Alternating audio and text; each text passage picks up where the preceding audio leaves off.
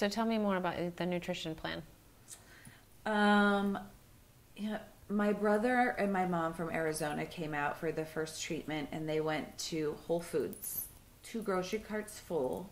I think they said they spent like $500-600 on all this organic, fresh fruits and vegetables, and they're dumb because all they did was clean it, bag it in BPA-free freezer bags, so I could take it out and use it in smoothies. Well, hello, you can buy a bag of frozen organic straw already done. You don't have to cut do all the them work. free. Yeah. So that was like a whole day ordeal. And in the process, they were making me smoothies. My husband bought some some Ninja blender over there.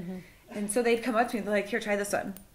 And I'm like, I tried. I'm like, did you try it? And they're like, no. And it would be gross. And they'd just start laughing at me.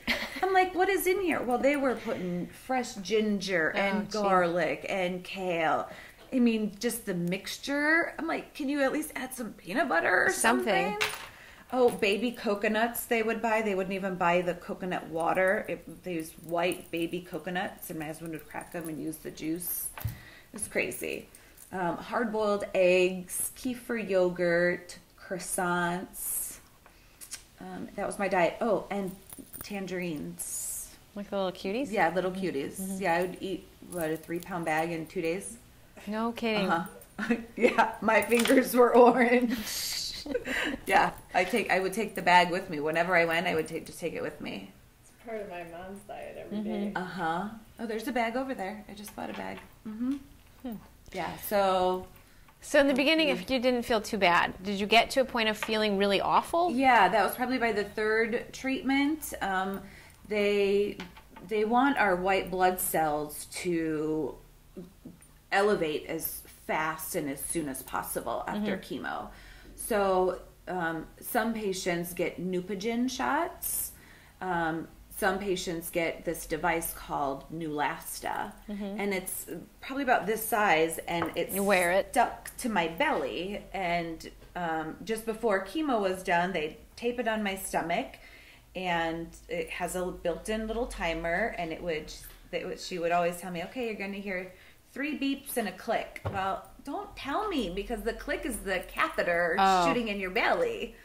So this thing injects the medicine to increase your white blood cells. So after the chemo's done, you come home and that thing happens. You come home with that. It starts 24 hours after chemotherapy and lasts for like an hour and a half. And there's little lights on it, and you can tell when it's red, it's done. You just peel it off and put it in a sharps container.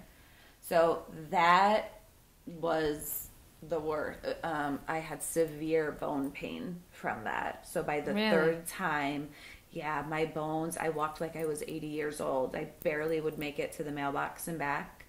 My recliner, I stayed in my recliner. We did ice packs. We did massage. And it was like in your bones. It was in my bones. Nothing helped. No heating pad, no cooling, no nothing. And they don't give you anything to like... Oh, I've got a shoebox of medication. If you want to see my medication, I've got a shoebox of them. The narcotics I've got in that shoebox will blow your mind away. Oh, yeah. They're like, oh, we'll give you some more Tramadol. Okay, we'll give you some more morphine. Okay, we'll give you some... Oh, yeah. I took none of it. No, I'm not going to be an addict to pills. Right. My husband gave me Euphorium, it's called. It's a natural ibuprofen. And they were good. They were real sweet, so I could taste them. And did it help? I think it helped my brain. Your brain, yeah. To say it's helping. But I didn't complain too much. You know, there was enough what everybody had to see and watch. Right. That if I did it in private in my room. How did the kids cope? My daughter was definitely more distant than my son. Her and I mean, we were best friends. And to see mom get sick and, you know, I remember when we told them I had breast cancer, and they're like, well, you're going to live, right? And I'm like, well, of course I'm going to live. But, you know, I could die too. So my daughter grew a little bit distant. My son, he would help me from my recliner and get my chemo blanket and my bottle of water and tuck me in upstairs. At night, that's when my daughter would come in and I would say, tell me a story, or I'm tired, or something like that. Yeah, so she'd just sit and ramble. It's okay. It's hard, It's man. the truth.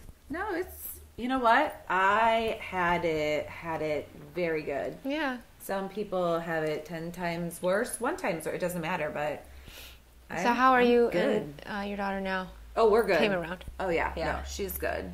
You're crazy. I'm sorry. That one got me. There you go. Mamas, had those as part of the mama bears, they get a little... Yeah, and it was, because my son and I weren't close. So you think it brought you closer? Yeah. Yeah. Yeah. So, but they're like, when are you going to be able to cook again? I wasn't allowed to go in the kitchen. My husband didn't want me around.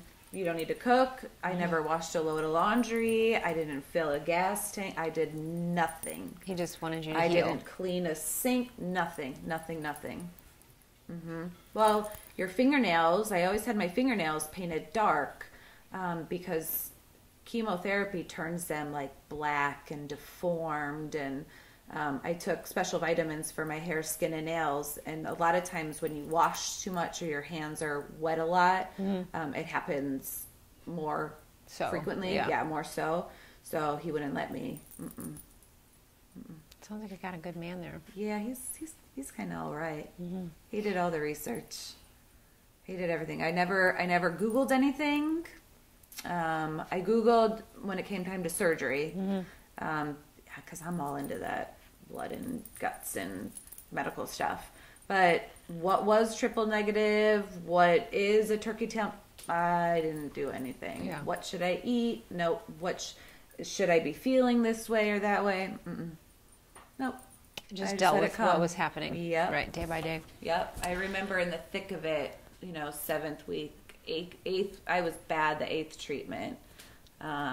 Then I didn't have very many eyebrows. And when I look at it now, I'm like, holy shit, I used to look like that. Like, Right. wow, I was bloated. Yeah, I don't know. I just had to think about that for a minute. I look pretty fucked up. I think I sent you all the picture. Yeah. But you got through it. I got through it. Yeah, I remember I'm like, I just want my life back. Right. So you have the 8 weeks, and then you have surgery. I wait a month. Yeah, I wait a month and then I have surgery. So I had a bilateral mastectomy, even though the cancer was only in the right breast. I always, when I was 8, 9 years old, I'd walk around with my mom's bra on stuffed with socks. My little sister and I would. And my mom's a big-chested woman, always has been. And I remember one of the things you used to say was, I always want my breasts when I lay down. yes, to stand up on my chest. And since I was little, I always said, I'm going to have big boobs. I'm going to have big boobs. And I had fine boobs, but I wanted big boobs. So I went to Arizona in, I think my son was 2. So in 2006, by the referral of a couple girlfriends, I went and had breast augmentation there. And I think I went from a B or C to a double D. And I laid down and they didn't fall in my armpits. They stood right on my chest and they were perfect and perky. And when I came home from Arizona, it felt like the whole neighborhood was in my driveway waiting to see. Of course, I had to wear a revealing shirt. Right. The men just stared. My nickname was Double D. Double so D. by one of the neighbors, Rick would always say, "What's up, Double D?" So when I went in for my mastectomy, I told him, I said, you know what? I had normal boobs, I had fake boobs. I'm going to have no boob. I'm like, take them both. I don't want to deal with it. And the chance of triple negative appearing in the left breast is very likely. So I didn't want to take that chance. Yeah. Take them. Boobs don't make who I am. I had fun.